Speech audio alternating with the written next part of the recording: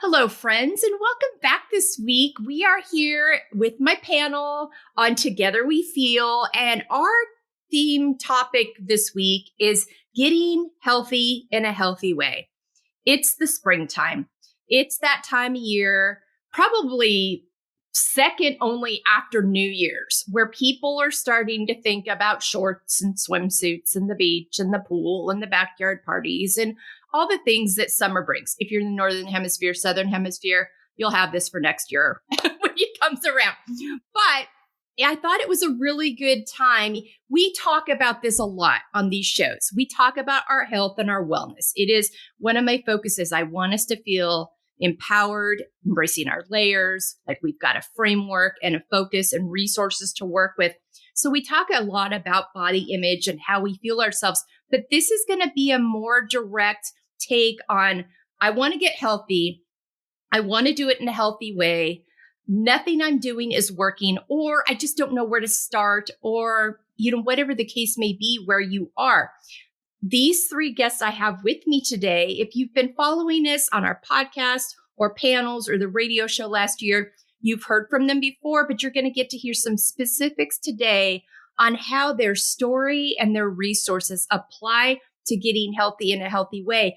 They all have their own way and special sauce that they do it with. It's all effective, but it's all a little different. And so my hope is with these three approaches, something's going to click with each of you that are listening out there. And then you're going to have access to these resources. They're all on our resources page at embracinglayers.com. They've been guests with us in different spheres before, but to make it easy, their resources are going to be right here in the show notes as well, that you can go back to, click on. You don't even have to look that far. But I'm so thankful to have Beth Sandlin, Michelle Folan, and Laura Tolosi back here with me today. Welcome, ladies. Thanks for joining me again. Thanks for having us. Happy to be here. I'm so excited to get started.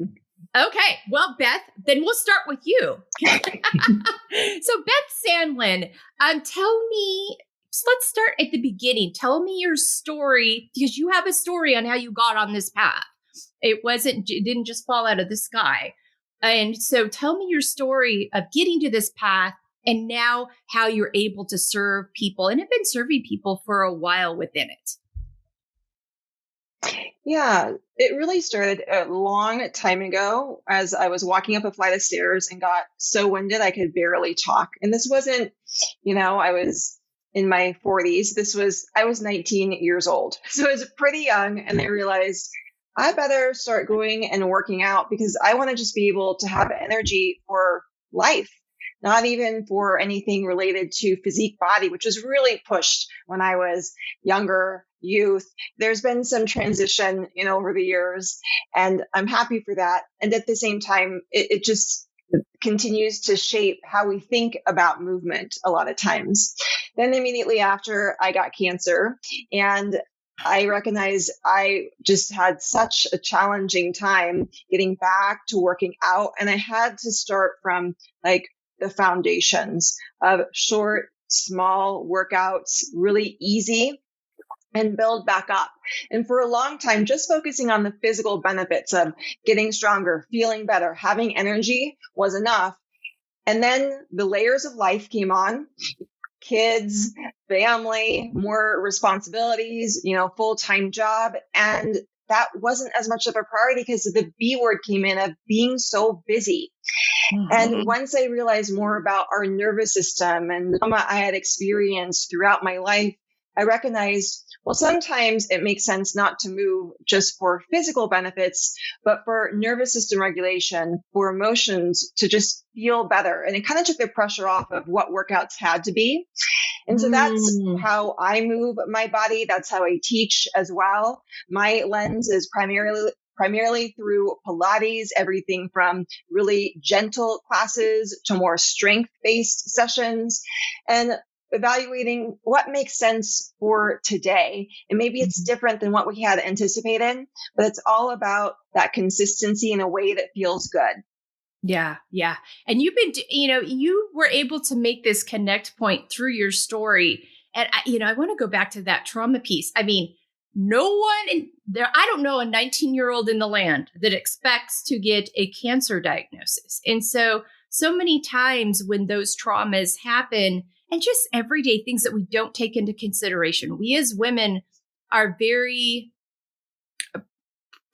I don't want to use the word guilty. I don't like using that word. We are really prone to dealing with everybody else's needs first, especially when there's others around us that we're taking care of. And to also, whatever the lead emotion of the day is, that's what we run with. And we just kind of stuff everything else. So also just those day-to-day things that we're stuffing, I don't think we take into consideration until they sneak up and grab us. And so you were able to find a way to move your body. I love how you bring in this mental, emotional aspect. This is not just about physically moving my body. There are other benefits that come from this. There are other areas that we can tend to, and we can treat the whole person through this practice. And I think that that is just such an informed way of doing it, and how you're able to help people. And you meet people where they are. That's the other thing too. They don't have to come to you at X fitness level or not fitness level. You meet them where they are and then move with them from there, which I think is such a inviting thing. It takes so much of the fear and stigma away from women and people in general when they're like, oof, I don't know if I can do that move today, or I can do that, anything they're going to show me. You're there to meet them where they are and meet them with things that are going to lead them down a path of progression that doesn't make them feel bad, that doesn't make them feel shame, that encourages them to come back, because we're not going to come back to something that makes us feel bad about ourselves. We do enough of a role on that ourselves. The culture does enough of that. We're not going to come back to something that is adding on to that. Do you want to add anything to that before because that's something I've observed through my time with you over the last, year and a half. Yeah, one addition I would say is just why I focus on this is not only for my personal experience, but so many times working with clients, it is, I can't do this, or you're doing this really challenging Pilates exercise. I'm never going to be able to do that. There was a point when doing a push-up on my knees, I went down and I just stayed down. Like that's where I come from. And if I just would said, I can't do push-ups, well, I would have never been able to do a push-up. And so I like to focus on not ignoring what we can't do, but work with that. And then what does make sense to move your body and feel more empowered, and just really work with where we are right now. And I want to acknowledge that sometimes where we are right now is not where we want to be. And so there is that reluctance to really accept what makes sense today to move. And whether it's recovery from cancer, like my story, or ankle sprain, or you've been ill or just haven't worked out in a really long time, it's going to take consistency and small actions to get back to that baseline level of fitness. And I think just approaching it with how we would talk to a friend about this. If a friend was struggling, we would not be like, yep, you can't do anything, it just totally sucks. We may say that for just a moment, but then we would shift to that supportive role of, well, what does make sense to do at this time? And so I've just learned over the years to try to speak to myself with that kindness that I speak to other people. And I encourage that for women, especially, that we are many times the pillars of our family. And if we start treating ourselves like that, it's a beautiful gift we give to others. Oh, I love that. That's really good. Thank you so much, Beth. All right, Michelle Folan, welcome. Start with your story is interesting because you spent a lot of years, most of your career in the medical field. Father's a doctor. You've got a lot of medical in your background, but then you shifted gears in health, but a different approach that gave you a different lens. But start from the beginning. Okay. Well, thanks for having me, Melissa. So, I, like Melissa said, I spent the bulk of my career in the pharmaceutical and med device world. I'm kind of a science nerd, enjoy that kind of stuff. Made a change to another industry where I was downsized right before the pandemic. 6 weeks before the pandemic shut everything down, I'm in my mid 50s and in a full-on job search during a global pandemic, right? So that kind of throws a monkey wrench into things. But during that time, for the first time in my life, I had some time to do some self-development, some self-care, and that meant walking because I could no longer go to the gym. I was a bit of a gym rat before that. And I started listening to podcasts. And the more I listened to podcasts, I kept thinking to myself, I could do this. I think I could do this. But I wanted to do a health and wellness podcast for midlife women, specifically because I felt like women our age have so many questions that get unanswered, either because we're not asking the questions because we may be embarrassed to ask that question, or we're not going to see a healthcare provider to get the information that we really need. So I called it Asking for a Friend because it's me talking to health and wellness professionals, and I'm asking them the questions I feel like my friends would want to know the answers to. Through that whole process, right, I started really looking at my own health. And the one thing that kept screaming at me from over here was alcohol and my relationship with alcohol. Now, I'm not talking rock bottom, fall down steps, that nothing like that. But it was the getting in midlife, realizing that those 2 or 3 glasses of wine that I was probably drinking almost every single night during the pandemic were not doing me any favors. I was tired of feeling tired of the way my body was responding to that. So that was the first thing that I did. And then once I shed some of that, my feelings about alcohol, then I started realizing I've got some work to do on my own body here, because what I was doing in the past, the spin classes, the, restricting calories, none of that was working anymore. Mm-hmm. And I was one of those people, and I don't know if you ladies are like this too. I'm not the best about asking for help. And so for me to go get coaching was a big step. So I did. I went and got coaching, and it was one of the best things I've ever done, because all the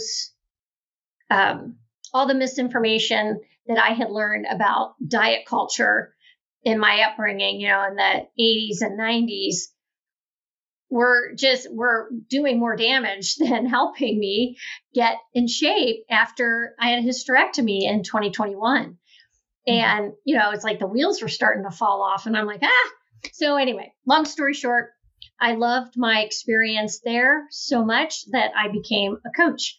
So now I coach midlife women, mostly 55 plus, because I am 61. So typically my clients are a little bit older, but I love that, because the one thing that I've noticed is that, number one, women are hesitant to invest in themselves, and which is a huge frustration for me.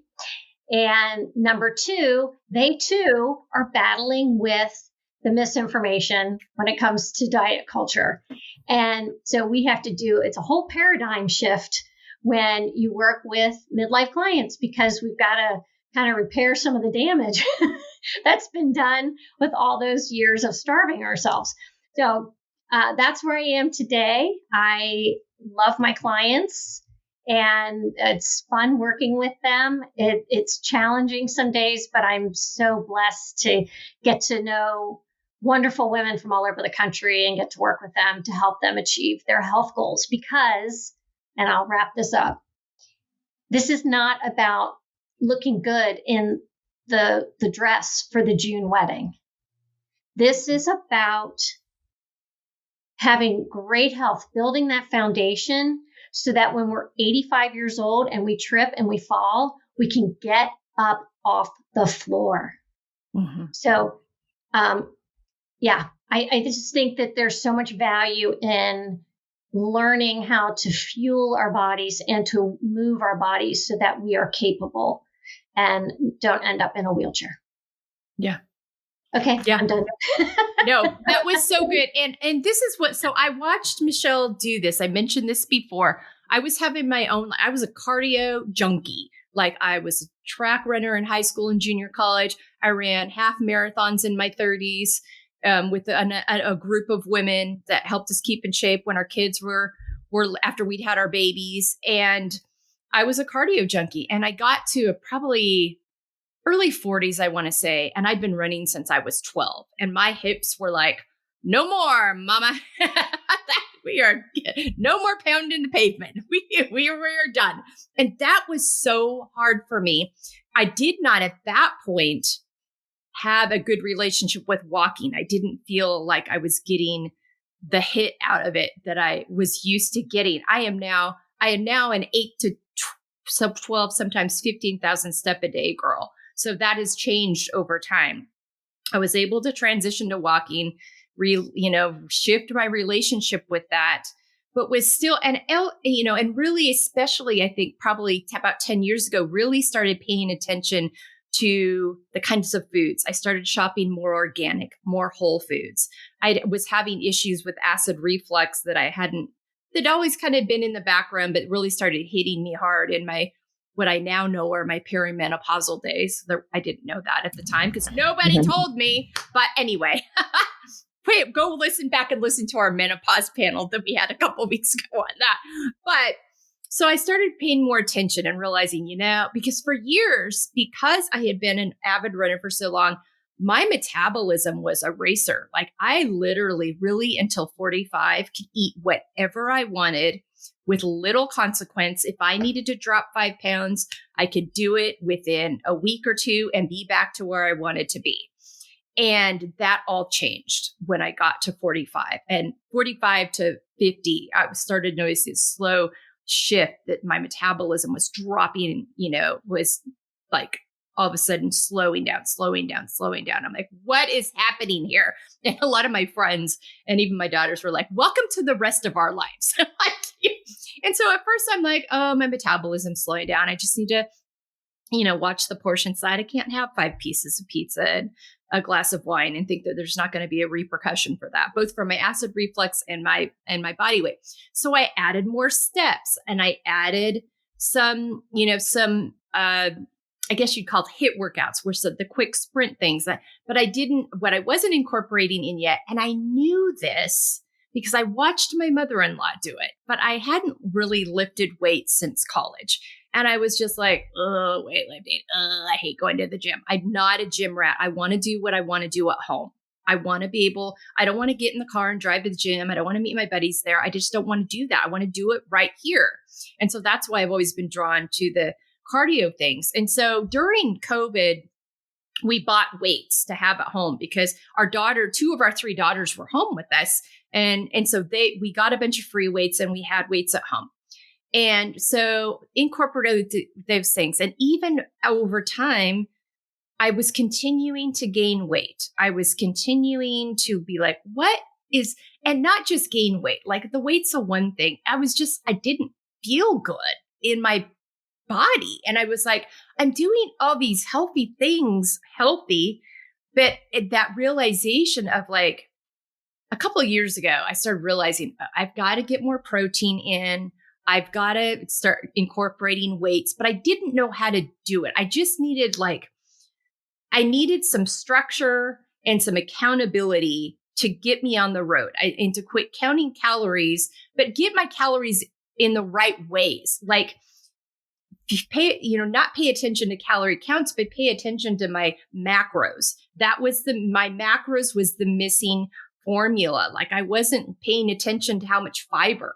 I wasn't, I was making sure I didn't get too many carbs or too many fats, but then on other days, but I wasn't getting enough fiber or enough protein. I mean, it was all, and I was like eating these whole foods, but they were the wrong whole foods at the wrong time. It was just not working. And I say wrong, it's just wrong for my body at the season it was in. My movement wasn't matching what I was feeling with. And so I'm like, I need something to get this in alignment for me. And that's about the time Michelle started doing what she's doing now. And I was like, okay, I watched her. And about 6 months in, she was really happy with it. She was getting results. It wasn't about calories. It wasn't about, withholding things from yourself. It was about the timing of them and how and when you fueled yourself and why you were eating, which Laura is going to get into in a minute, of that why behind it. And so, but then like so many women, here's the funny thing. You guys all know this. I tell women every day, take care of yourselves, prioritize your wellness, prioritize your self-care. Yet I was holding back from being willing to pay the $79 a month. I'm like, oh, I don't know if we have that in our budget. And I finally was like, yes, we do. I will find it. And if we don't, I will make it available. Now is the time. I have to do this. I had diabetes runs in my family. My glucose and A1C levels always run right on that border, even back to pregnancy days, the gestational diabetes. I was always right on the cusp, but that's already in my DNA.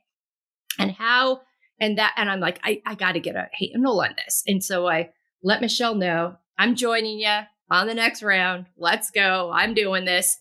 And it finally gave me, and this is what it does for me. And this is how it works for me. Every day, I open my computer. The movements are there that I need to do. The weights are in my bedroom if I need the weights that day. Some days I don't need the weights.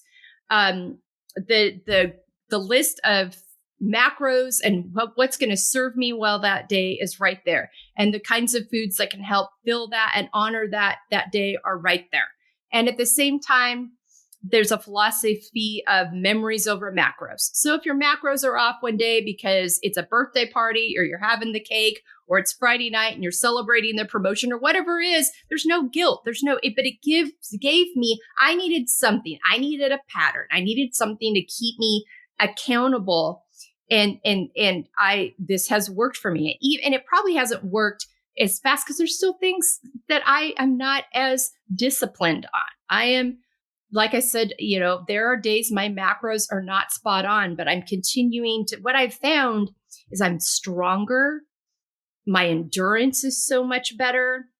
I was telling Michelle a couple of weeks ago, my husband and I went on a misguided hike. We ended up somewhere we should have never been. It was it was like one of those things where we texted our kids afterwards. I'm like, we're still alive. You're welcome. Because we could have fallen into the river on this trail we found ourselves on. It was ridiculous. So in order to get ourselves out of it, the neighborhood that was one neighborhood closer to the river from ours was like straight up this hill. And there was one house that had built rails down the side of the hill that you could hold onto and pull yourself up the hill or hold onto and go down if they wanted to go down to the river from their house. And so we looked up at that and we looked at each other and we're like, it's either scale that trail again and risk for a second time falling into the river on this muddy trail that was wide enough for 1 foot, or we scale the side of this mountain, risk trespassing into these people's yard and just get out of this mess that we're in.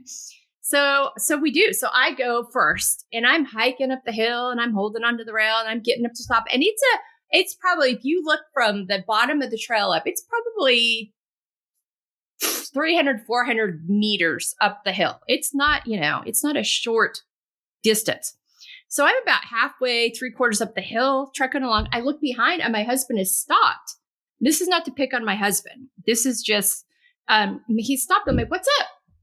And he's like, I'm tired. Aren't you tired? I'm like, no, I wasn't even out of breath. Like I literally wasn't even out of breath. And so we finished the way to the top. I wind myself around the locked gate.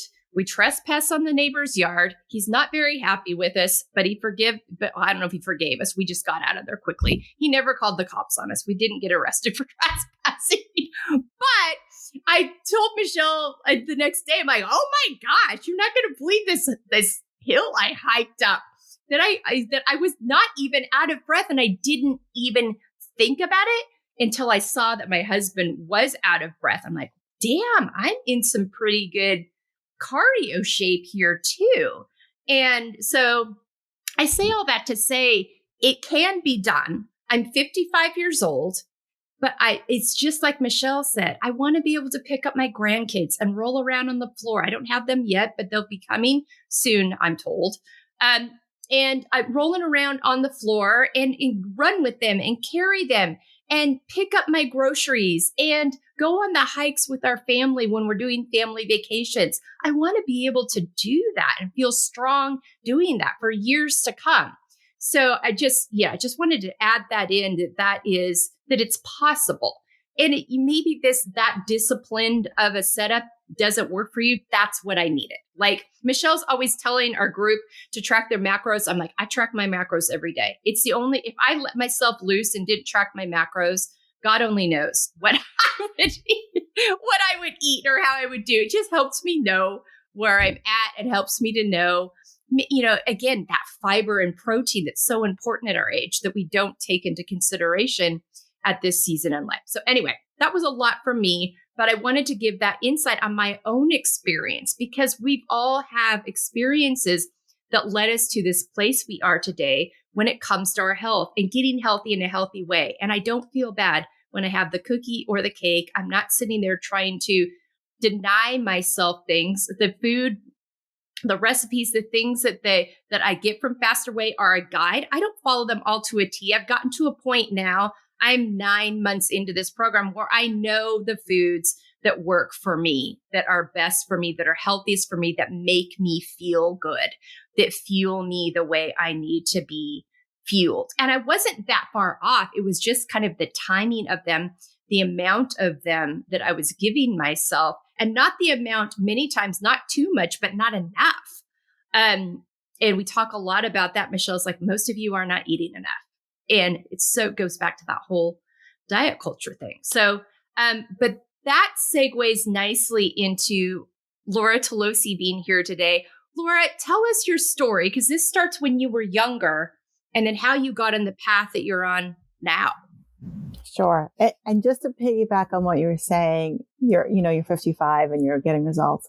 And just what I share with my people is you're where you are now and the past is the past. And it is like my passion to make sure that women, no matter how old we are, we can make changes to improve our health. So it's never, ever, ever too late. And so I think we also have been like kind of brainwashed into thinking that as well. So I think that's important to know. And thank you for sharing that, because that's important for other women, no matter what age we are, right? We can make these changes. Yeah. So just my story. So I actually just contributed to a book where many of us authors, we all contributed our story. And my chapter actually tells about like my story from like the beginning to where I am now. And I remember talking about it, and I was like, it was a beautiful reflection of where I came and like really kind of tapping into my passion and my purpose. And again, I'm just sharing that now because Michelle, you talked about a whole paradigm change. And it really is, for me, about changing a whole paradigm in how we look at ourselves and again, I'm working with women as well, and how women view themselves and how they feel. And just because I see how us women talk about ourselves in front of our children and others, and I'll piggyback on that in a second. So for me, it began when I was young and, happy kid. And then someone called me a blimp, playing around. And that was like that arrow, like boom, like through my heart. And at that point I was like, kind of just like everything contracted and everything restricted. And the funny thing is I didn't even realize that until I went through this process of sharing my story in this chapter. And I was like, holy cow. Like that, I thought back to that and I just remember being called blimp. Anywho, go down to the next part in my story. I'm 16, I'm at a wedding and I'm wearing a dress and I'm feeling really good. I'm feeling pretty. And shame on me. I was with a friend, and he was a male, and everyone would really try and make fun of him in terms of his weight. And so I went along with everybody else, and then he snapped back at me and was like, well, you're no prize either. And I was like, and meanwhile, that was like, boom, that other like, the next arrow. And I was like, wow. And so from there, like, just like my own image of myself was not good at all. And I mean, in hindsight, when you look at me, I wasn't like this. I was average, I wasn't like, when you look at BMIs, they'll call people, they have a morbidly obese or anything like that. My BMI was not that. But my perception of my own self, right, which is also what women see as their perception, was, not good. Fast forward to college, and, from an Italian family, the pasta, the breads, loved all the cooking. And I had some really good cooks in my family. So we enjoyed food. We still enjoy food, in a different way. We still enjoy our food. But so I went to college, and, I was bio major. I was actually, I wanted to actually be a doctor, but then I actually changed, took a nutrition class, and I was like, I found so much love for it. And that was what the transition for me change, and realizing that instead of food making me feel guilty, I could actually use food to empower me and to support me and support my health. And so that was kind of like that transitional piece. And so, but, old school 80s and 90s, it was a diet culture, and that's what we were trained on. We were trained on calories. We weren't trained on, a quality food at all. Exercise, like all the crazy cardio, that's how it was.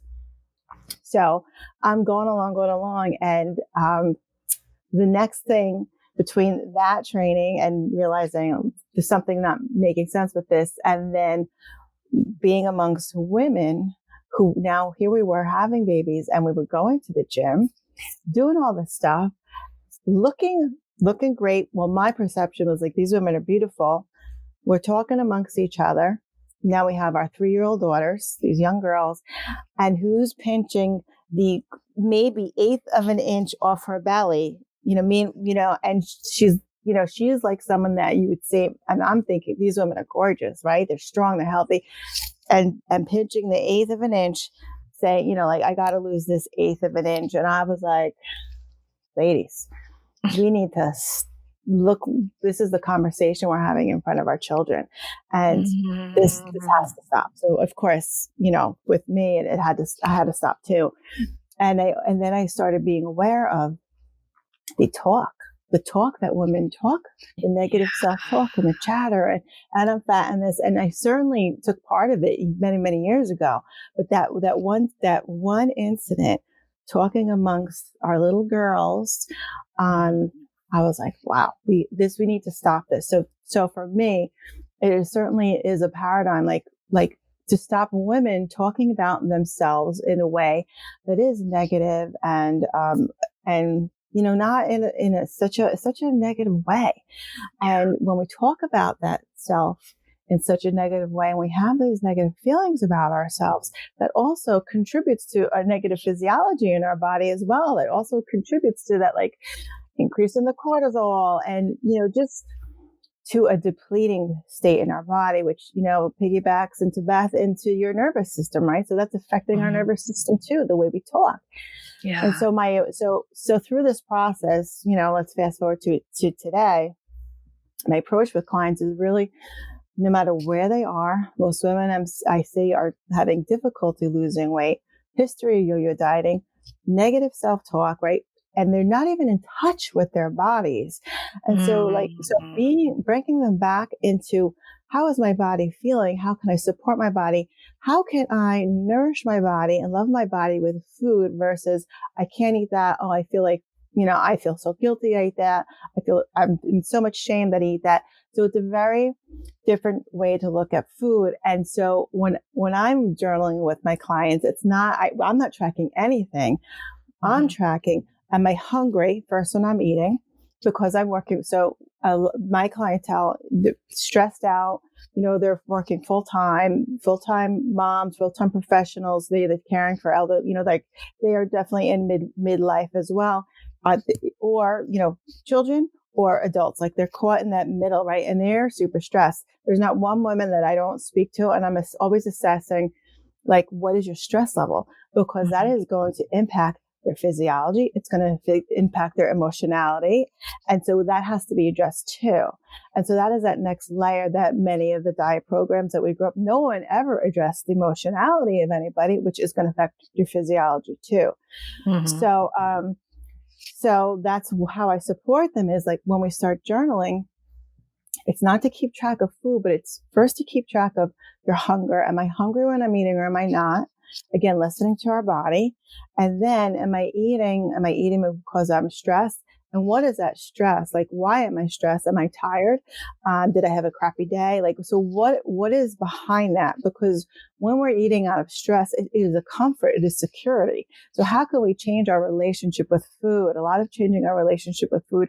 And what other activities can we do? And how can we increase our resilience, our body's stress resilience, our body's coherence, heart coherence? I use heart math tools as well, in order to be I'm going to call it our set point, at a higher set point, that when we do have to do things for our family, or we have like a tough work schedule, that those things we cannot change. Those are most of those things, right? They cannot change, but how can we be able to be more resilient to that? So that's kind of like my approach, and it's a process. But that's important. It's kind of like a layer, the onion layer, like we're looking at food, quality of food, 100%. I'm all about quality, clean eating, local farms, because that's going to impact your body too, but also your relationship with food. Most women who are overeating, statistics, most people, like 75%, they're eating because of emotions. And if you're not addressing the emotions, you're missing the boat. And so that's kind of who I work with and where I am today. Just, and again, to change the paradigm, to have women loving how they feel and loving how they look too. Like, because when they're looking in the mirror, and another thing I'll bring up is like, look in the mirror and, say, I am beautiful. And they have a hard time. Like, look, that's like it's like a very constricting type of thing. But to get into that routine of like, I am beautiful and I feel beautiful, just to get into those regenerative, replenishing feelings as well. I love the holistic approach Laura takes. It's really it's one of my favorite things, because you deal with the whole person. And, many of the women that come to you and they say they want to lose weight, and they're not necessarily expecting to go on this journey of learning how to deal with emotions in a healthy way versus just a temporary comfort that later they feel guilty about. It's like, oh, I had all that food. I felt great in the moment, but oh my gosh, I ate the whole cake. I ate the whole pint of ice cream, whatever it is. I did, instead of just enjoying what it is you want to have, the piece of cake, have the, 3-4 scoops of ice cream, not the whole pint, and enjoy that because you wanted to have that food for enjoyment and you were hungry and it was good, rather than just eating your feelings. And we call that, but learning how to actually feel those feelings, because you mentioned that disassociation with our bodies. When I started getting present with my body, when I started my third round of therapy 5 years ago, where I really got serious, it's like, it's really time to get serious about this and really start unpacking this stuff that's impacting me. Because if you know my story, I ended up in an ER twice in the fall of 2019 with, and it ended up just being a lot of unprocessed trauma and stress that I have not moved through my body. And it was showing up in really not good ways. And so when I started actually being present and in tune and not disassociated from my body, all of the sensations that I was feeling within it and how my body was being impacted by the stressors that I was carrying, the unprocessed stuff I was carrying, was mind-blowing and also a little bit terrifying. But what I found victories as I learned how to move through these things, as I learned how to process through these things, as I learned how to ask myself, why am I doing this thing right now? Is it attached to a healthy why, or is it something that needs to be addressed with a different, healthy approach? It changed. It was the beginning of the road to where I'm at now. If I had not done that work first, I would have not gotten to the point that I am now. And I love how you deal with that, Laura, and you're so mindful about that. And you talk about that, and you said this at the beginning, and I want to bring back to you. We can enjoy food. Food is so much a part of our culture when it comes to our family gatherings, social gatherings, celebrations. We can enjoy it, but let's make sure let's have a healthy relationship with it. Let's understand it and see it as a superpower and a fuel for our body. And let's understand the way our relationship with it so that we can have a relationship that is a cohesive win-win for us. So thank you so much for that. So good. I love what you do. All right. Let's go back to Beth. Beth, based on what you've heard, do you have questions or comments on what you've heard from everyone else on the panel here? More questions. As Michelle, you were talking about your work in pharmaceuticals, and the many times in the health coaching industry or just wellness, there's this kind of bashing of pharmaceuticals. And I want to say straight up, I would not be here without them because of my personal story. So what is your mindset? How do you coach people through if they have reluctance with pharmaceuticals, but it may be needed? Yeah. So that's a really interesting question because I have to tell you this little story. So, the GLP-1s are very big right now. I launched the very first one. I worked for the company that developed the very first GLP-1, and we launched that back in 2005. And I did not know at the time that at this point, this would become what a lot of people look at as a panacea for weight loss. I'm not anti that at all, but I think there's a smart way to use that class of drugs in weight loss and metabolic disease. So I'm going to put that aside because that could be a topic for a whole show. Mm-hmm. I will say, and Beth, this is such a great question. So HRT is a great example of that. There are women that certainly are not candidates for hormone replacement therapy. However, I believe some of that is just still misinformation out there from the Women's Health Initiative, and some doctors still are kind of behind on what the current thought is around that. I'm actually someone that tells women that if you're not getting the right answers about HRT and even the GLP-1s, if that's the road you're choosing to go down, you need to find a doctor who will listen and a doctor that understands.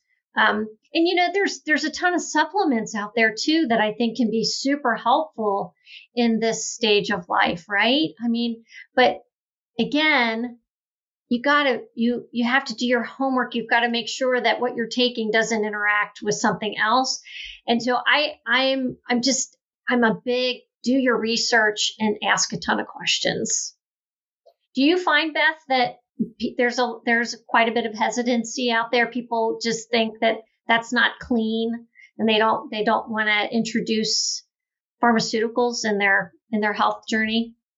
It's definitely, I would say, on a spectrum where some people are like, this is just what I take and I have to take it. And sometimes there's a little gray area there, especially I worked alongside a lot of psychiatrists, and one had a specialty and working with her patients to go to exercise classes. And over the course of time, it was an evaluation of, does it make sense to go off the medications you were on? And for many clients, she was able to transition them off of medications through just like exercise therapy. Now, the classes they were going to, the fitness instructor didn't know that they were going for that reason. It was done under the care of a medical provider. So I want to preface it with that.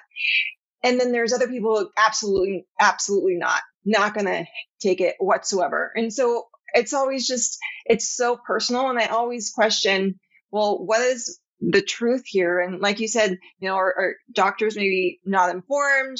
Are they sometimes asking questions that seem really harsh. Like recently I wanted to have a bone density scan because I had cancer. I have a family history of it. And I just wanted a baseline. It's all I wanted. What is my baseline now before menopause, whenever that happens, so I can really keep track of it?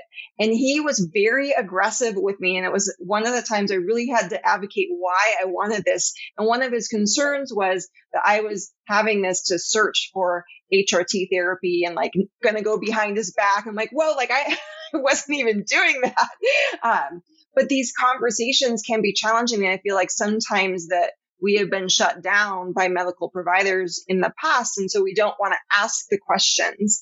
And I did just really have to keep pushing and advocating and kind of got through that situation. And a lot of people, I know I'm not alone, just aren't heard when it's just a question that we have, right? We want our conversation, and what is not just the like bad part of it, what's not just the good part, just tell us the story, tell us the truth of what we know in today and present.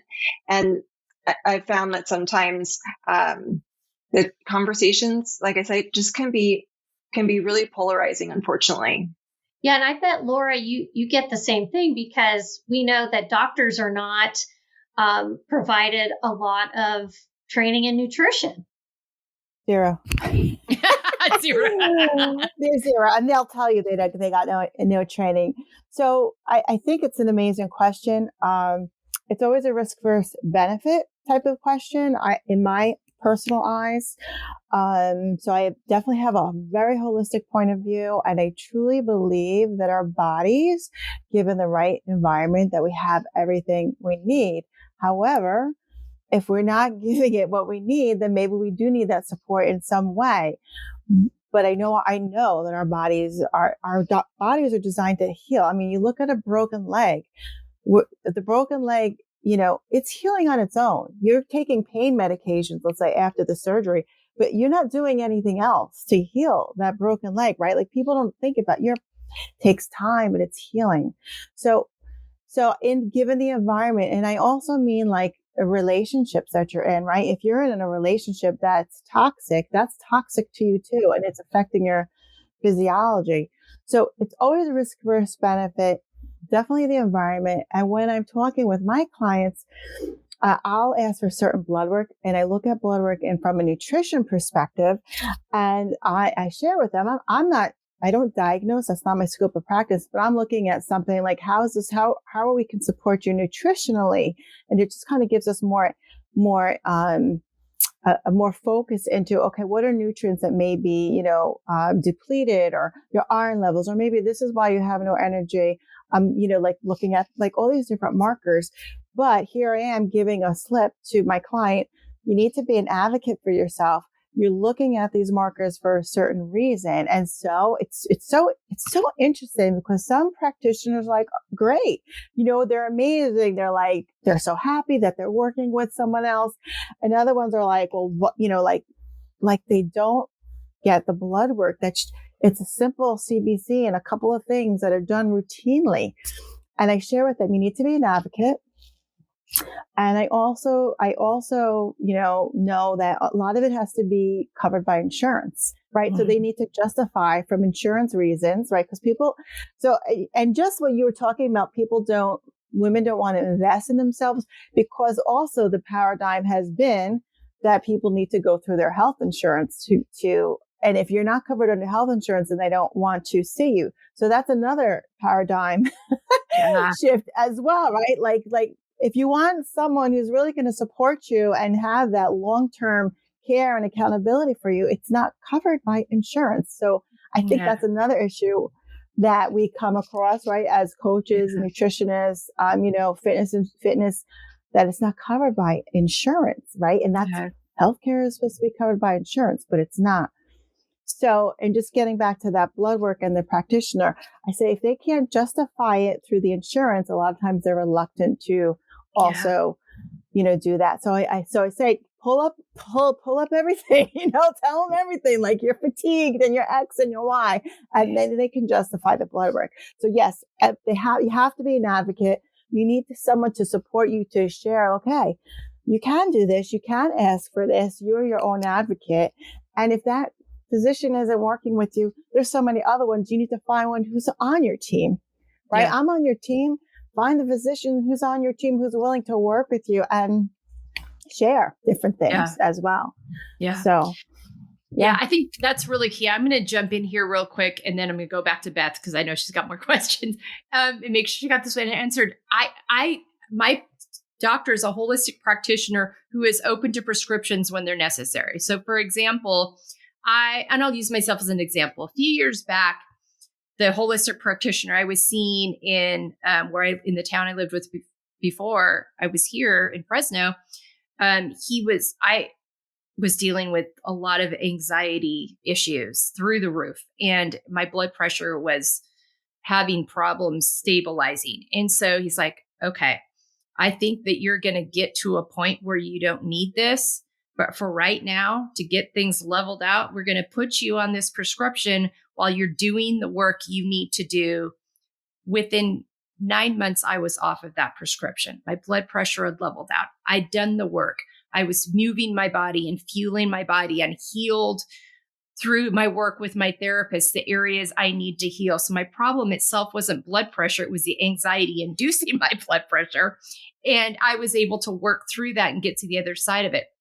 There's still to this day an anxiety medication that I take daily because I still haven't found that balance through my therapy work and my diet that has completely given me, although I'm feeling it, I told my therapist a couple of weeks ago, I'm getting more and more to the point where I feel like I might be able to test weaning myself back because of the work that I have done. So it goes back to that cost versus benefits. I'm always asking, what can I do if something comes up in my blood work? What is happening right now that has maybe led to this? If it's something new, is there a way I can move my body, fuel my body, take a supplement before I move to that? And I have a doctor who's willing to work with me on that so that the jump isn't to just throwing a prescription at it and not talking about the why. Why is this happening to my body? And what does it need in order to fill that void to help my get back to square? That's always, and I have a whole bunch of supplements I take, but it also is about the food I eat and how I move my body and my mental and emotional health. It's a whole thing. So, and I do a bioidentical HRT. It's kind of like, it's a little, I don't know how else to describe it. It's kind of an organic HRT, so to speak. And that's the choice that I made that felt most authentic to me, for mine. But there's, I think it's very personal. The thing I always say is like, make sure you're finding out why something is happening and then asking, what can I do within my natural environment to make this shift?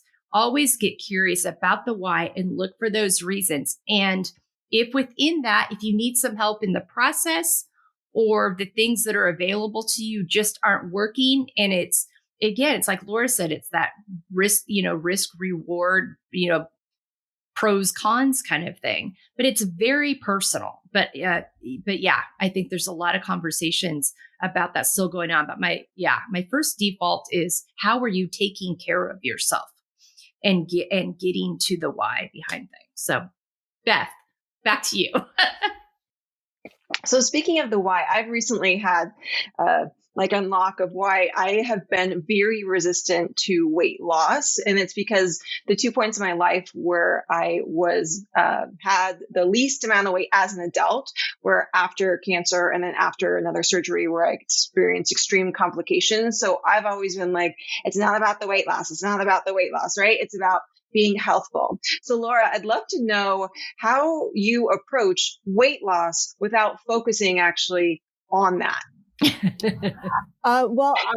So so when I speak, my advertising marketing piece is always weight loss, because that's what women want, right? They want to lose weight. And so I share that with them. This is a process that we go through, right? And I let them know I don't count calories. And so if you're looking for something like that, like that's right off the bat, we're not counting calories. And they're like, thank God, they're like, oh, finally, So I don't weigh them. I don't ask. They monitor themselves. I don't ask for a weight. I never do anything like that. I assess from head to toe, and I really get into how they're feeling in their body, their digestion, their bowels, aches and pains, their energy, their stress level. And that's really how we monitor their progress. And then they'll share with me, and I lost, X amount of weight or whatever. But I'm looking at everything that will lead to them feeling good. And so I'll have people who, the range of weight loss is varies, from like 10 to 50 pounds or so. But they're always talking about, I feel so much better. I make these decisions. I feel so much more confident. Like they share with me the mindset shifts, people who were scared to cook, they're cooking now, they're getting recipes asked for them. So I don't come out and be like, all right, what's your weight? I do ask them their goals. What is your goal? You know what I mean? But that's not the only way. That's not the only thing that we're looking at. And we go through this because I ask it's so interesting because like we'll assess, we'll do, okay, what are your top 3 goals? Weight loss, cholesterol, stress. Then the next time we assess, it's so interesting because then the weight loss goes down. It's like stress, energy, and so their goals are actually shifting as we go through the process. So I see that all the time. It's very interesting. Energy is a big one too, like because that's they're coming to me and they're tired and they have no energy, and so it's just that's how I don't they'll share with me, but I'm not like, well, how much did you lose this week? I don't assess that. I'm assessing everything else, and I also the progress. What's your stress? What's your energy? What are you enjoying about your implementation this week? What are your wins? What are your weekly wins? So I want them to really tap into what they're feeling good about, the changes that they're making. So they're focusing on the positive things, not that the scale didn't budge that week. And so they're feeling good about all the other changes, so that, people are going to have weeks where they're not losing weight. So when that happens, because they're weighing themselves, they're like, it's not such a heavy hit because like, back in old school, like that's your measurement, you didn't lose weight, everything stinks, you're a failure. You know what I mean? So I'm making sure that they're seeing all the other amazing changes and wins and improvements in every other area. So when they have, a period when they're not losing the weight that they want, but they are gaining the strength, they are having more energy and more stress, they notice that, and we've kept track of that all along. So I never ask for the weight. I ask what their goals are, and then they share with me as, because I'm also looking at blood work too, right? And again, the trends. So like your blood work, like what's the trend? Okay, this is improving, how, all that kind of stuff as well. So we're looking at it in there's so many other ways that we can evaluate our health without just the weight. And that's what I do. I love that. And it's also research backed, right? We know for so long now that when people focus on weight loss, it's actually not helpful for weight loss whatsoever. It's those actions and feeling positive, and that extra stress just never feels good and is not motivating whatsoever. I mean, you feel like a failure. I mean, I went to many rounds of Weight Watchers, and, like I did Weight Watchers for many years, and I actually became a Weight Watcher leader. And in order to become a leader, you have to have reached your goal weight. I became a leader. My rationale becoming was a leader because I was in nutrition school at that point. I was like, there was nothing about nutrition in these meetings. I was like, I'm like, I can do that. And I wanted to get up in front of people to practice speaking, actually. And so that's how I became a leader. But the piece that I love about the Weight Watchers was that group community, right? That women, that support. And that was a beautiful piece about doing that. But yeah, it is like when you focus on just that weight and that number on the scale, it's like your heart sinks. And so that's not my goal. My goal is to lift them up and show them all the amazing things that they are doing. Mm. As all of our goals is, right? Yeah. Well, how are we, that's what we do. Yeah. Because the weight question reminds me a lot of what Michelle talks about is, make sure you understand the relationship with the scale is not telling the whole story here, that you're getting stronger, that you're fueling your body in a way that allows you to move well and fuel these workouts and increase your stamina and increase your energy levels. And so, yeah, I think that that's an important piece of all of this. Okay. Any more questions, Beth, or comments? As you were talking, I had one more for Laura. So I am wondering, what is your perspective? Because I'm in the perimenopause stage. And so now I'm getting lots of ads. You're gaining weight. Of course I am, and I'm like, why am I going to fight it? It's a reality for so many women. So what is your perspective? Is it a reality to actually just stay the consistent weight, or just allowing for some fluctuation? And that fluctuation is going to be different for everyone, right? But is it is it common, like turn back time? Like, I don't want to turn back time, but is that a reality when it comes to our weight? I personally allow those fluctuations and to be okay with those fluctuations. However, you also, what were you doing before this time of your life, right? Like, what kind of life did you lead up to this time? It's going to impact you more or less. And that's right, because when we are in this time and then our adrenal glands are taking over for our ovaries in terms of our estrogen. So now our adrenal glands are also our stress gland, right? So if we've been living this like stress life, and who isn't, but haven't self-caring and supporting that life, I have found that the women are going to have a harder time going through the perimenopause and menopause versus someone who has really been caring for their body, has been able to handle the stress. They're going to get through this time of their life in a much more easy way because their glands, their adrenal glands, haven't been so taxed because they've been caring for them through food, through relationships, through whatever. So it's really what have you been doing, beforehand, and now you're in perimenopause. Menopause is like, boom, okay, this is how you've been living your life. I mean, guys, it's not working anymore. Like that's what's happening. If you've been like, okay, you've been on the right trail, like this is okay, we can handle this. I share this because I am after menopause, and I'm going to say, compared to everyone else, I breezed right through it. But I took care of myself, that's always been my priority in my life, has been having balance and eating well and physical activity. But if that hasn't been your priority, it's going to hit you a little bit harder. Yeah. So some people can transition a lot easier versus others. That's in my experience. That's my own personal experience and what I've seen with other and how they've been living their life.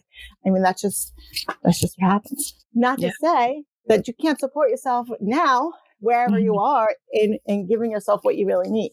Yeah. To get you through, whether it's hormone replacement therapy or whether it's, you really got to look at your diet and your physical activity, right? And feeling good and loving what you do, your workouts, right? You shared before, both Michelle and Bev, you have to work out and enjoy it and listen to your body. That's still a piece of it as well.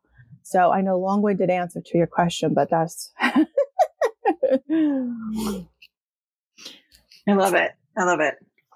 Yeah. I mean, I think for me too, I had to learn that my body, again, going back to that, my body needed some different things now. What I was, I had to make adjustments there on my protein and my fiber and paying more attention to those things too. So yeah, putting all that together. Thank you so much. All right, Michelle, any questions or thoughts? Yeah. So Beth, first of all, I mean, we talked about stress. And I know for both of you, there is that component of some stress. We want to deal with the stress first. And I know Pilates there's that kind of, you really kind of get in touch with just your whole body and how your whole body is feeling. So I wanted to talk about that a little bit too. But when you're working with a client who does have a concern about weight, how do you convey the strong over skinny mind frame for someone that is really, really struggling? I think I take it back to a research base. Sometimes I tend to default there. I think it's my degree in health education, where a lot of people I work with, like you, it's, getting what we're doing now and setting ourselves up for success. And if they're focusing just on the weight loss and the really restrictive dieting, that's a recipe for osteopenia, osteoporosis in the future. And so it's actually healthier to be a little bit on that heavier side than what we feel is our ideal weight, rather than trying to have that just calorie restriction, working out in a way that's not beneficial. And it's not sustainable, right? If we just focus on the short-term fixes. And this is something that I'm being reminded of right now. I'm going to be releasing a video soon sharing it. I'm the heaviest I've been since I've been pregnant. I'm not worried about it because there's a lot of different factors. I sprained my ankle last summer, and so I didn't have my regular workout routine, my sleep, my age, right? The nutrition and how I'm fueling and honoring my body, like all went a little bit off track. And to get back on, like I'm just to the place where my ankle can handle more intensity and have consistency without re-injuring it. And I think it's that I have to keep going. I have to keep going. Just puts someone's nervous system in such a state of constant drive, that constant stress response cycle. And that's why it's like, let's shift the gears and get away from the weight. So most people I work with, the majority of them, they're kind of over that phase. They're like, I'm just so ready for like not focusing on that. I did just recently answer a question. Someone wanted me to put like how many calories they're going to burn with every single workout I film. And that is so individual. Even if I was working with someone one-on-one and they had a calorie, tracker, how much calories they were burning, it's just an estimation. It's not 100% accurate. So just like Laura doesn't suggest tracking calories for food, I don't suggest that for workouts either. It's just a more holistic view of what are we doing that's really helpful and what are those pieces that aren't as valuable. And I think it also goes into why we want to focus on strength as well. A lot of people are hesitant, I feel like, to get focused on that strength training. I can't lift as much weight as you do. Well, not right now, but it's about slowly going up and increasing the weight, increasing the intensity, and not just, not honoring where we are.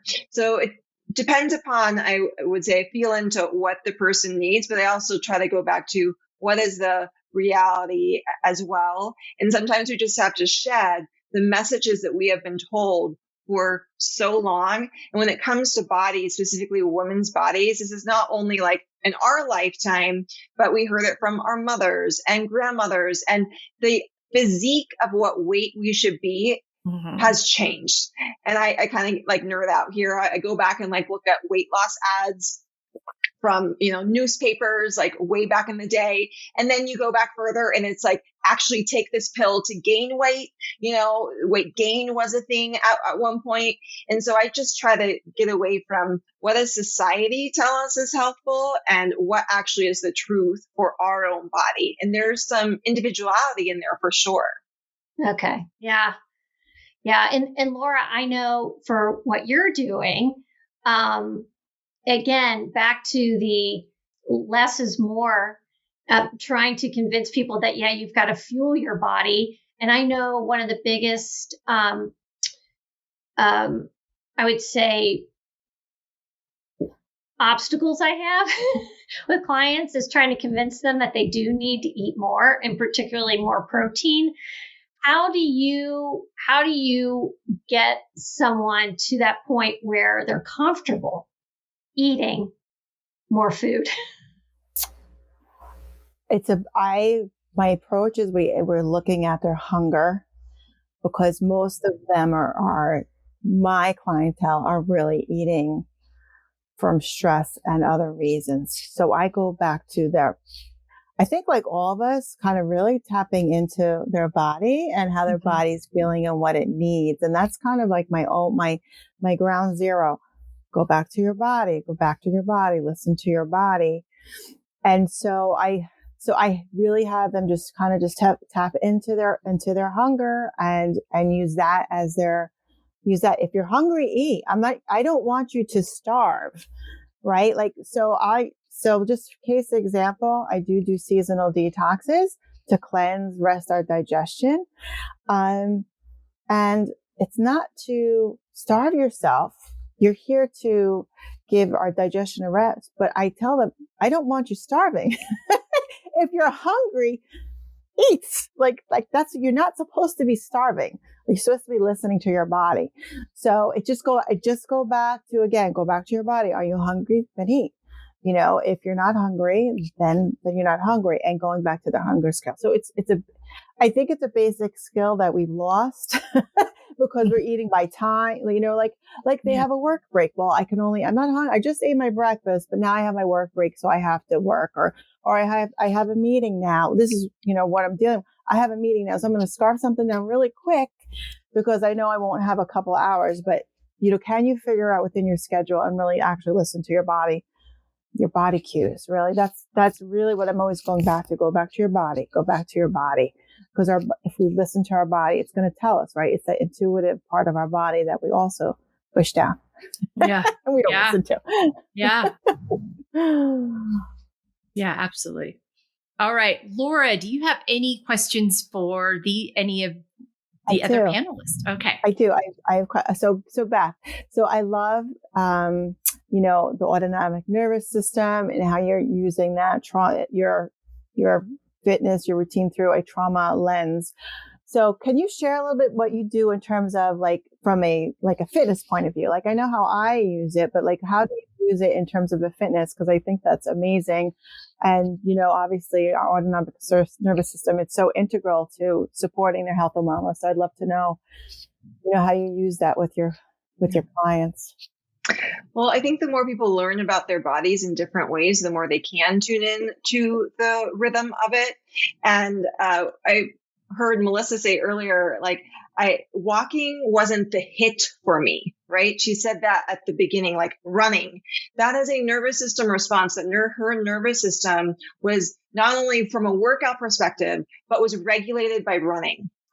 And we know that the nervous system can be regulated with the sympathetic response, something really challenging, right? And energizing running, or what we hear about a lot, which is beneficial for stress, is parasympathetic, deep breathing, gentle routines.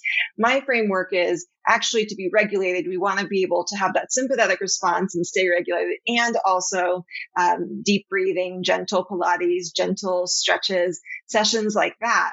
That it's helpful for not only a physical perspective, but also the overall hygiene, our nervous system hygiene. So once people learn that, it's maybe we need to round out the workout program. And I worked with clients like Melissa, where it's all sympathetic, run. And then she mentioned that I did high intensity interval training. I'm going to do something hard. I'm going to go do a triathlon.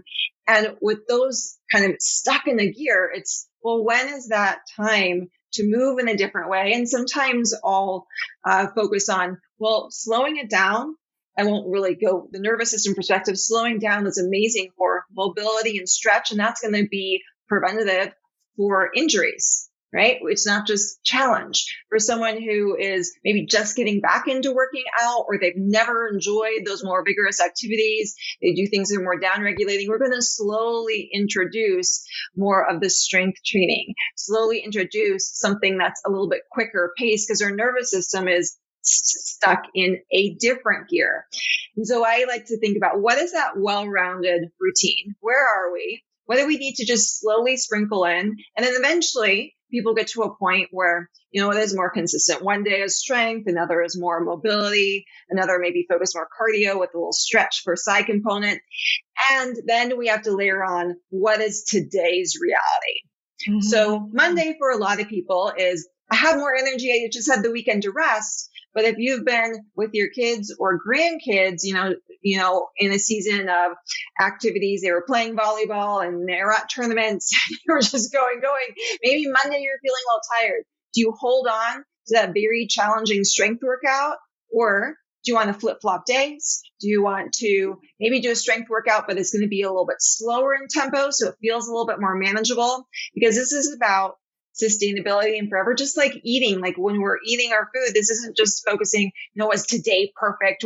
Did today check all the marks? Like Melissa was saying, just let that go. It's overall. And I found that when people take the pressure off of, just keep going with the workouts, just keep going, that it can be helpful. So for some people, they have found that I need to do a major reset. And I experienced this too, like a month long. All I was doing was really simple walking and really gentle restorative Pilates classes. And that just helped me heal a little bit more to go back in to the challenging phase. And like you mentioned, Laura, with detoxes, we want to seasonally, let's just use the word detox from workouts as well. Not just rest, 1 or 2 days. For a week or two, if you've been working out consistently for 3 or 4 months, we need a major reset. And people are scared to do this because if I stop, right, if I'm going to fall off track or I'm not going to make progress. But what people have found is I rested for a week or two or sometimes even longer, and I'm stronger now when I go back to working out. I feel more motivated. And once people get into that rhythm, they just feel so liberated. I just got an email from someone who said, I'm emailing you from my porch, enjoying the sunset rather than feeling like I have to work out right now, because I really want to be present in today, in the moment. And what a beautiful gift she's giving for herself. And also, being present with her family because her husband was next to her. Mm-hmm. I love that because I again, I don't see that. And I try to share that with women too, because they were all about the cardio. So I love that. And I love the breaks, and we need that. And I feel I took a break this winter. So I feel so much better now. It's just giving my reset. but I was listening to myself because I was like, I don't want to go to the gym. And I didn't feel guilty about it. I knew I'd get back. And, now I'm back in a little bit lighter or whatever. But I love that. I think that's amazing. And us women need it. Mm-hmm. Yeah. And I do have a question for you, Michelle, or just kind of like your approach in terms of, because I think that's really for all of us, is like, there is a big picture here, clearly, in terms of this paradigm shift with women and our image and health and weight loss. And so what is your approach? Like, how are you going about trying to change this paradigm, and like one by one or big picture? I know you have a podcast, but like, how do you tap into that whole thing? Well, this is such a great question. I look at it as a journey, and I'll give you an example. I had some of my clients on a call the other day. We do group calls. I do one-on-one and group. And they said, when did you hit your goal? And I said,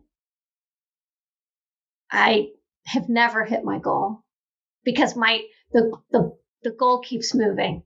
Mm-hmm. Right? It was never about a number on the scale.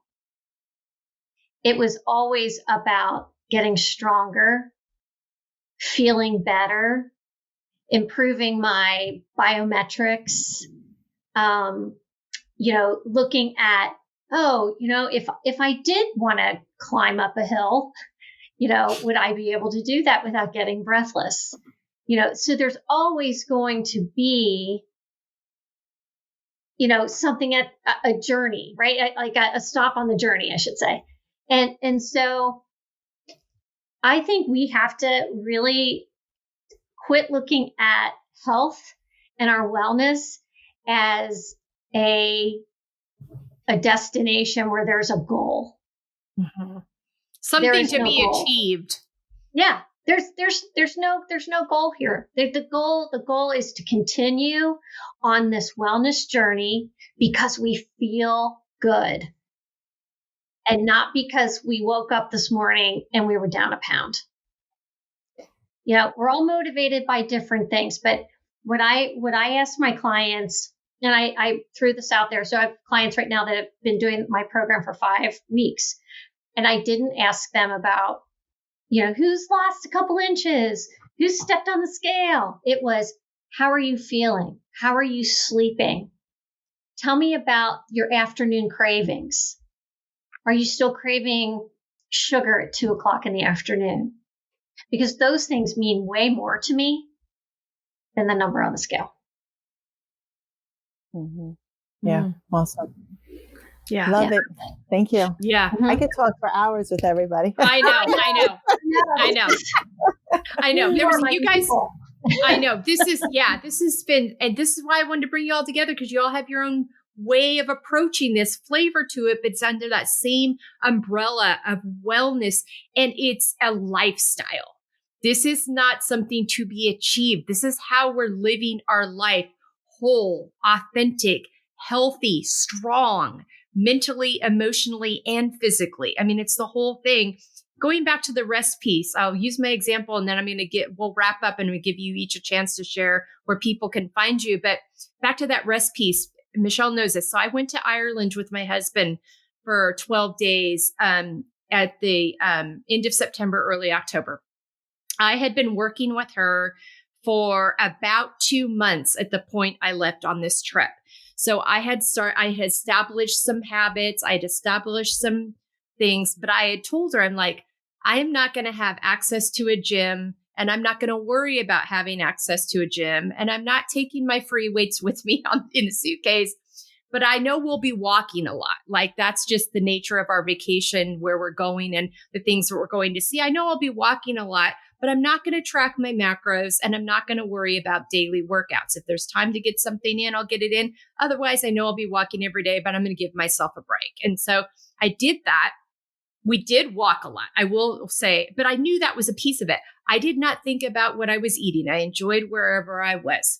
There was one day, maybe 2 out of the 12 that I got a workout in because I had the time and I felt like I wanted to do it. Like, yeah, I'm feeling like I want to do this workout today. So I did it. But on the whole, followed that, came home. I did not, and this isn't about the pounds. But I want people to feel liberated in rest. It was good for my body after making these big changes and adjustments to have a break, have a rest. I was the same weight as was when I left. And I wasn't counting calories or macros. I wasn't tracking anything. I was enjoying my food, my space, the company, and that enjoyment piece and that joy and that companionship is every bit a part of my health journey. And that contributed to my wellness throughout this trip, even though I took this, 12-day break from what I had been doing. It served me. So, think about that when you go on vacation. If you feel like doing it, do it. But don't build your vacation around getting to the gym for 2 hours and then feeling like you're a failure if you don't. What if you can go on walk on the beach with your dog or your grandkids or your kids or your partner? I mean, there's just so many different ways to approach how we think about our health, and guilt and shame should never be a part of that recipe or a number on the scale, those kinds of things. So before we wrap up today, ladies, each of you get a chance to share real quick any last thoughts you have and where we can find you. Beth, let's start with you. I think my main takeaway from today has been just listening to our inner wisdom that so long has been ignored, and then pairing that with, what's new information that could really be helpful. Maybe it's something, someone picked up here today, or they're motivated to go learn a little bit more deeper, to live life and enjoy it. Like, we want to have fun in life. And sometimes I remember someone was talking to, she's like, fun. And yeah, like I had fun doing that. And it was kind of a foreign concept to her that I would have fun doing something as an adult. And so I really like to incorporate enjoying what I'm doing, the simple pleasures of life, whether it's going on vacation with your husband or moving your body because it's your own form of self-care. Mm-hmm. People can find me at trifectapilates.com. That's where it has all my info. Great. Michelle? I do an intake form for my clients, and I do not have a question on there about, will you please rate for me your stress levels? But listening to you both talk about stress levels, and I talk about it later, but I need to make that a priority at the beginning, because I feel like, a lot of that stress, that self-imposed or not, is really holding us back from being able to focus on our overall health. And, it just has such a huge impact. So I am adding, I wrote it down, stress level question on my intake form. So you can find me, Michelle Folan, at askingforafriend_pod, POD, on Instagram. Or you can follow me at mfolan, FOLAN, fasterway @gmail.com. Awesome. All right. Laura. Well, I do want to share with anyone who's listening that you are worthy just as you are, to have fun, to find joy in life, and to invest in yourself. And not to be scared, because if we don't invest in ourselves, in our health, in our happiness, and finding joy, then I don't know, what is this ride that we're on? So, give yourself permission to do that. And you can find me it's been so much fun speaking with everyone here. It's been a great ride. I loved it. Hopefully we can, do more together. That would be lots of fun. And you can find me at lauratolosi.nutrition.com. And then, in the show notes, I have a I Love Chocolate little cookbook. So you can enjoy chocolate and give up the weight too. But that's my little freebie. And Laura Tolosi Nutrition at Laura Tolosi Nutrition for Instagram as well. Great. All right, ladies, thank you so much. I knew this was going to be a great conversation. I knew that. And ladies that are listening, women that are listening, girls that are listening, there's something here for everybody. So what is it that feels like it will be there if you're looking for that thing to help you be wholly healthy? What each one of these ladies has something to offer in their own way. And no matter which one you choose, you can't go wrong. And these resources are available. We want to support you in living out F.E.E.L, finding empowerment, embracing all those beautiful, complex layers. And all of these women here have resources to help you in that journey. Thank you so much to Beth, Michelle, and Laura today for being with us. I love you all. I appreciate you all so much. And thank you for being with me today. Thanks for having us. Thank you. Absolutely. All right, ladies, you've got resources here. You can go to the show notes here, right here on this YouTube channel. You can also go to embracinglayers.com to our resources page. All of these ladies have their resources there as well. They all each have their own podcast episodes where you can learn more about them personally. Beth's just came out last Thursday. Laura's came out a couple of weeks ago on April 1st. Not fooling. Wasn't an April Fool's Day joke. and then Michelle was with me last season. So you can find their podcast on our website as well. Go to the embracinglayers.com where the podcasts are. If you want to learn about more of them each individually going through our talking points that we use there. But thanks so much. Take good care of yourselves this week. Know you're valuable. Invest in you and your wellness this week. Take good care and have a great week.